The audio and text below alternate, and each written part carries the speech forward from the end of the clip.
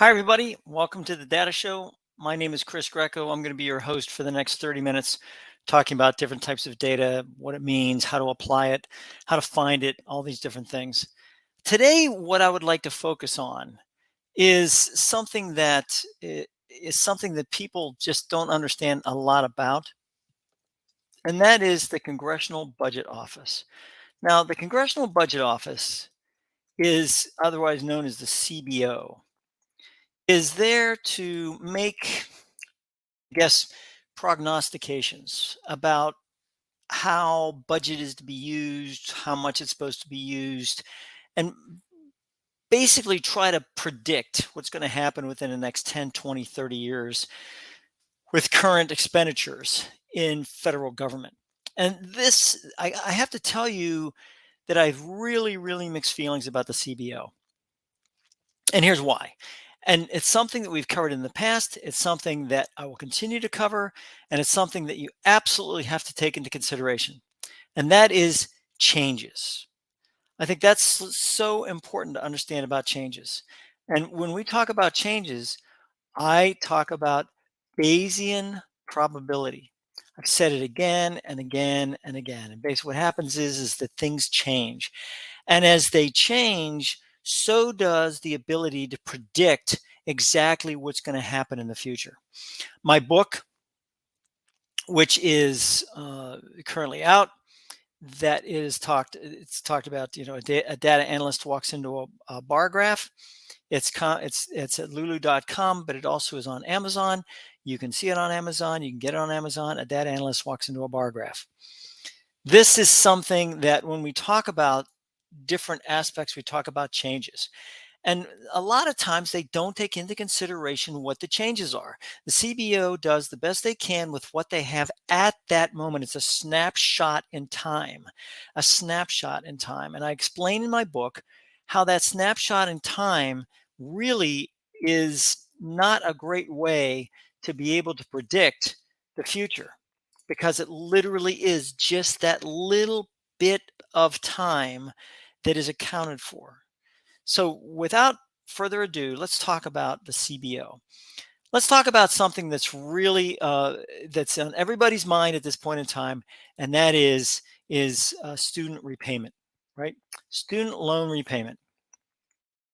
What I did was I thought, well, this is Supreme Court just went on went on and ruled on this, and as a result, President Biden has decided to go in another direction.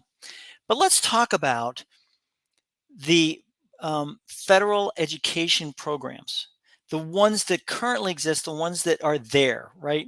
And I think this is very, very important to talk about that. So let's talk about that. So we're going to talk about federal. And where did I get this? It's not like it was hard to get.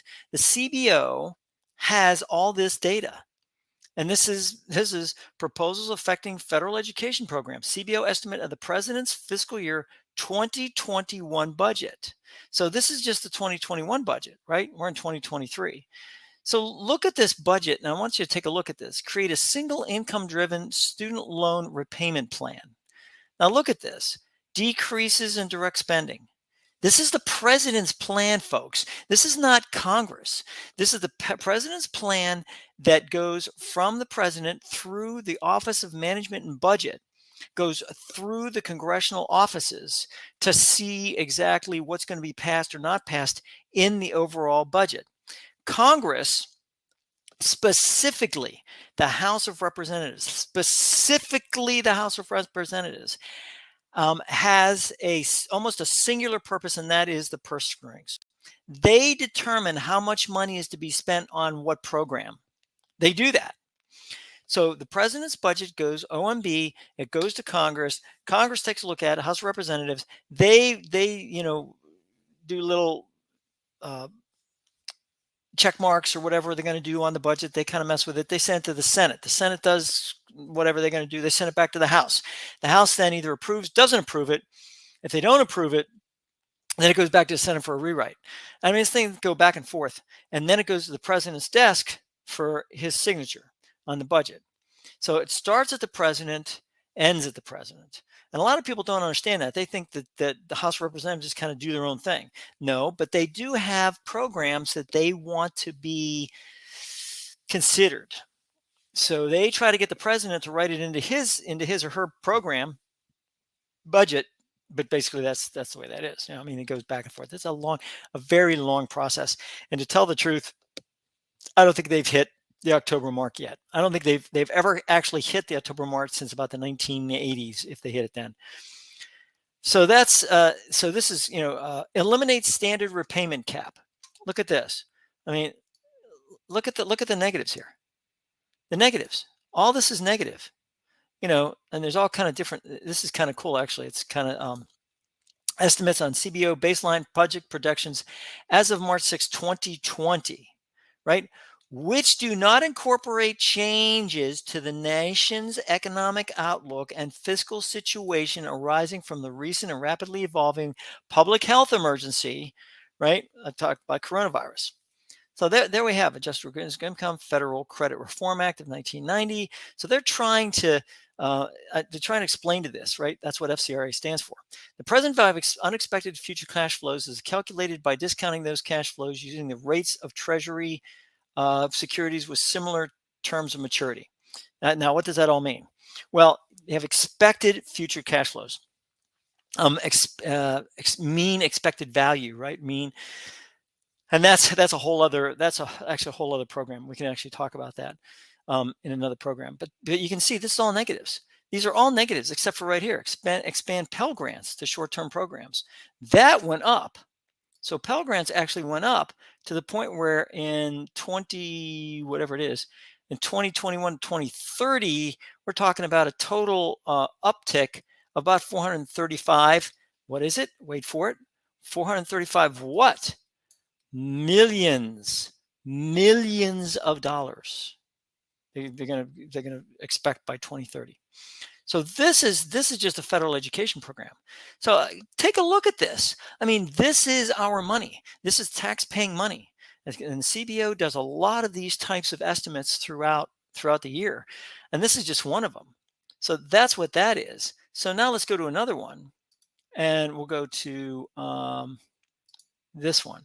So this is long-term projections for Social Security. You can take a look at this. Here's a publication. There's the reference right there. In fact, what I'm going to do is let me copy it, and I will put it on the handy dandy banners here so that you can see it and you can take a look at it. And then this way, there we go. So that's what that is.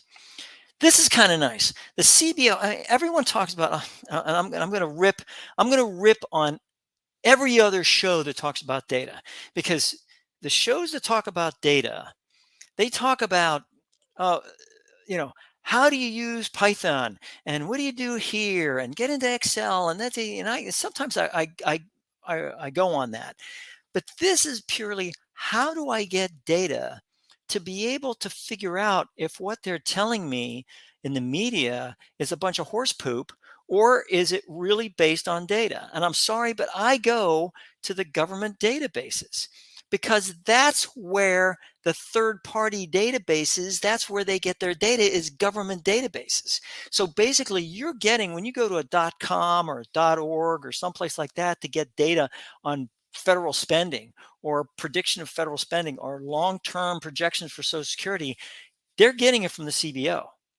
They're getting it from the CBO. They're getting it from a government website. So this is what we're talking about here. And I just love this. This is in actuality if you take a look at this, and you can actually take a look at this if I can figure out. There we go. I think there we go. So it's got a lot of figures with it. Average initial replacement rates for disabled worker by birth cohort. Look at this. I mean, 90s, 80s, figure 8, 60s, 70s, 90s. Here's 1950s, 60s, 70s, 80s, 90s. I mean, average lifetime Social Security taxes at a percentage of lifetime earnings by birth cohort.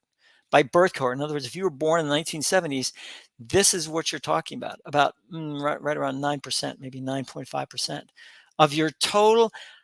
Percentage of lifetime earnings, you get 9%.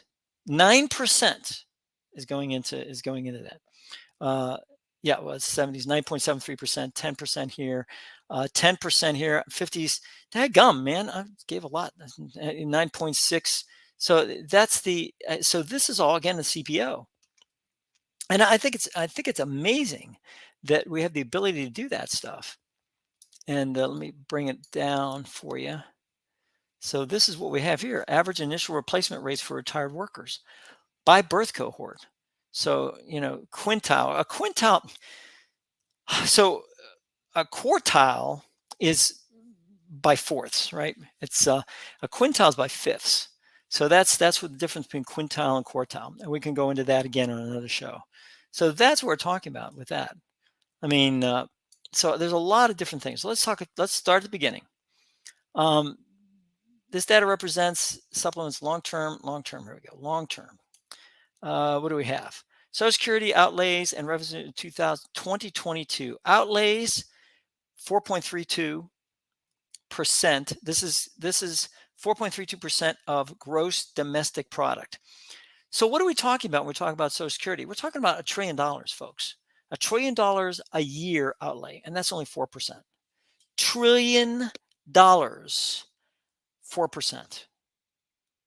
I mean, it's like, wow, of gross domestic product, 3.91 revenues.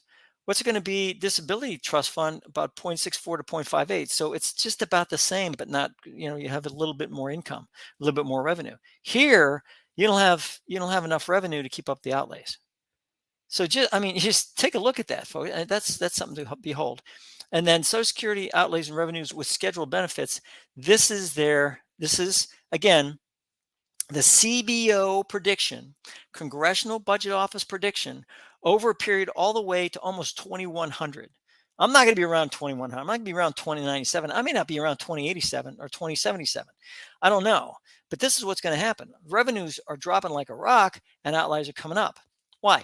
Because, very important, because of age, right? So let's talk about age. So this is old age survivors insurance. This is the file. Oops, get rid of that. File represents supplement CBO to long-term projections. Security trust fund ratios. Ratios of trust fund balance to scheduled payments. So this is 1.39, 1995. We're up. Well, see, so 2032 is going to be like 0.14. 0.14. This is ratio trust fund balance to scheduled payments. So that's where you see it's getting worse and worse and worse, and then all of a sudden it starts coming down about 2012. And then all of a sudden it comes way down here, 2027. That's and interestingly enough, 2023 is 2.19. They want to try to drop those so that you have a trust fund exhausted when its balance reaches zero. Okay, so there's your zero here. So 2033 old age survivors insurance. It used to be where, and when you got your paycheck, you had OASDI. People say, what is that? Social Security, old age survivor death insurance, or survivor and disability insurance. So that's what OASDI is. Social Security. That's Social Security. So this is what we have: combined old age survivor and disability insurance. There it is. Combined old age survivors and disability insurance, OASDI. And so this is disability is separate. This is disability insurance here, but this is combined here. It hits zero around 2033. If nothing changes. So why am I bringing up Social Security when I talked about the Federal Reserve, or the federal payback on student loan and everything else? Because, folks, basically what's happened in the past, and this is an absolute truth, is that the Congress has raided the trust fund in order to fund some of their projects. The House of Representatives, because they have the purse strings, has raided the trust fund in order to fund their projects. This is not something conspiracy theory. This is absolute truth. And the idea behind that was that trust fund was supposed to be in a lockbox with nobody could get a hold of it. There are people that wrote IOUs and put them in there to take money from the trust fund because there was so much. And there was, because it was insurance money for us. When we got to be of age, we could pull that money. So this is what's happening right now. So Social Security, the ratio of trust fund balance to scheduled payments, it's about 4% here, and all of a sudden it drops like here, boom, to zero. So you got to be careful when it starts to hit zero. That's a problem. That's definitely a problem. So that's what's happening there in 2053 for disability insurance. You can receive disability insurance before the age you can receive Social Security. It all depends on disability, and there are people that really do need that money. So let's see what figure 4 is. Average initial annual benefits for retired workers by birth cohort. So here is the average initial annual benefits. So 1950s, 1960s, 70s, 80s, 90s. Average initial annual benefits. This is Social Security benefits. $29,070 for those in the 1990s. So if are people in the 1990s, are they 60 years old yet? No, not going to receive 60 years old till they're 20, till about 2050. Okay, so what happens in 2050? Well, you're done. You have no money. There's no money, folks. I mean, this is again CBO. It's based on their, it's based on their projections.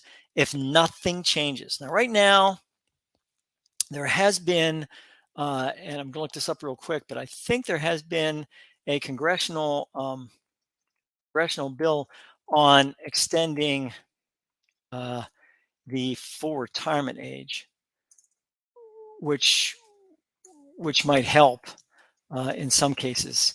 Exactly what they're doing. So so House passed Secure Act. The House passed Secure Act, and it will raise the required minimal distributions. Now that's rise to 75. That's good. Let's see what else. In case here we go. 873 in case. So this is the congressional bill. Let's take a look at it real quick. It is the Security Strong Retirement Act of 2021. So that's where they're talking about that, and expanding automatic enrollment retirement, higher catch-up limits. I don't see anything, but there's something in here about the extending full retirement age, and I think they're trying to extend it to 70. I think. But I'm just not sure what increasing Social Security full retirement age to 70. So I think they're talking about that at this point. They're talking about so full Social Security rate from 67 to 70. So they were talking about it in December of 2022, a possible budget proposal. If they do that, then that changes the entire aspect of what's going on, because now now the 1990s, they won't be able to start getting Social Security until 2060. But it will help to extend that revenue out a little bit more and be able to make up for some of the problems that occur. So figure 5. Initial annual benefits for retired workers by birth cohort and earnings quintile. So this is, in 1990s, lowest quintile, whatever that's going on. So we can do that. I just want to work through these figures real quick. Average initial replacement rate for retirement workers. This replacement rate is important because the more workers you have, the more revenue you have to Social Security.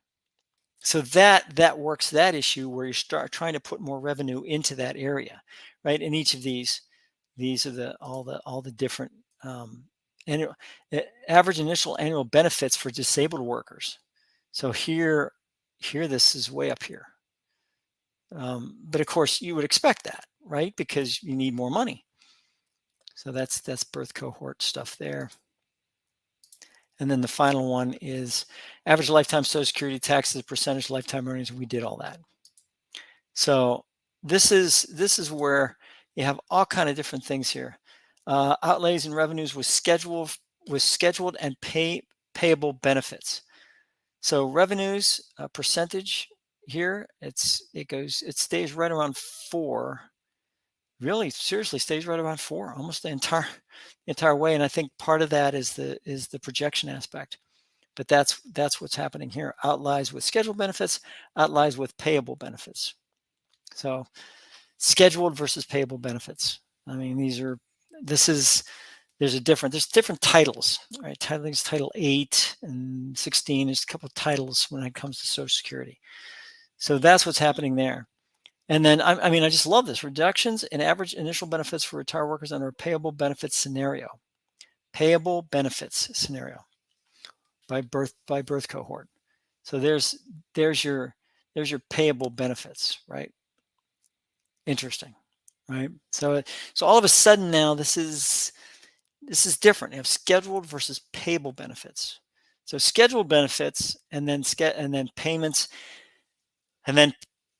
that have to be paid. Scheduled versus actual. And we can go into that again on another area. And so there's 14 figures just in this one right here. Okay, so that's just one of these. So then this one talks about demographic outlook, and I think this is important to talk about. Deaths versus births, right? So deaths per 100,000 people, and this is where the deaths you can see are lowering here, based on the CBO's aspect. But here's the demographic factors that determine a population growth. Birth minus deaths, net immigration. So here we have immigration here, and that's important. I'm going to just push it back up here. Here we go. So net immigration. You see how the net immigration is, so here we have population growth is coming down. Net immigration stays level here. Births minus deaths here. By 2042, the aging of population, deaths exceed births in CBO's projections. As a result, population growth after that point is driven entirely by immigration. Population growth entirely by immigration. And then population by age group, again, projected. This is very, very important, folks. The more people you have, the more you have to provide for. But the more that work of those people, then the more revenues you get. Ages 65 or older share the population. Look at this. Look what happens. Look what happens to the age. So what happens? More people are going to be on Social Security. More people need pharmacy care. More people need health care. More people need. All of a sudden, you get holy mackerel. Population age 65 or older is a share of populations 25 to 64. And look at this. It goes almost up to about 45% by 2053. Look at the share. How it does that. Almost 50% by 2053, 46%. That's, I mean, that our whole country is getting older. Fertility rates. Here's fertility rates. Total fertility rate is going to level off here about 2033. Rate for women's age for 30 to 49, it's going up slightly. It's coming up here. Rate for women 14 to 29 coming down here. Think about this. The fertility rates, births per women rate, 14 to 29 is actually going to be below the fertility rate, the births per woman in coming from 2023 to 2053, 30 to 49 is going to go up, 14 to 29 is going to come down. I just think that is so telling, of our country. And then mortality rate. Mortality rate came up here. This is 2020. It went up, and then it's gonna peak and then come back down again. So this is what we have: mortality rate, and then net immigration by legal status. Foreign-born people without legal status by thousands, and this is we're going to take a look at this. This is lawful permanent residence, foreign born without legal status. Look at this. Look where it's going to. We're going about 500,000 here. You know, I mean, we have, and then projected after that. That's just, so all this is in CBOs. All this is in the CBOs area. So I just think that's so amazing when we talk about that. Civilian non-institutionalized population by age group. We have all these areas.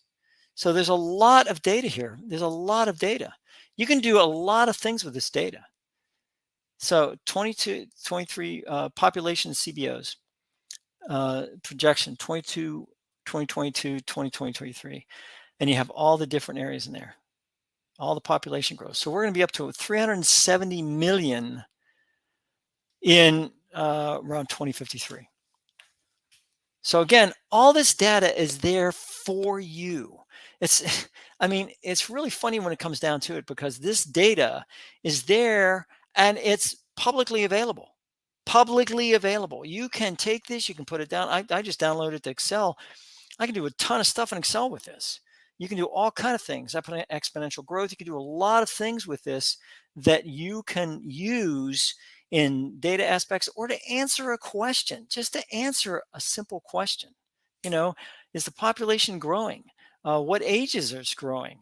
Are we in fact an older population? So all those things have to happen. And that's basically what this show is about, to show you just one place where you can get this, where you can get these types of data. And it's great to do. So on that note, I'm going to leave you until the next data show. And on that show, we'll talk about different ways of the medical field applies data, actual statistical data that I've talked about with you before, standard normal curves and the rest of that, to try to determine osteopenia and osteoporosis using T-score and Z-score, which we've already covered in the show, but we will review before I show you the data. So thank you very much for watching.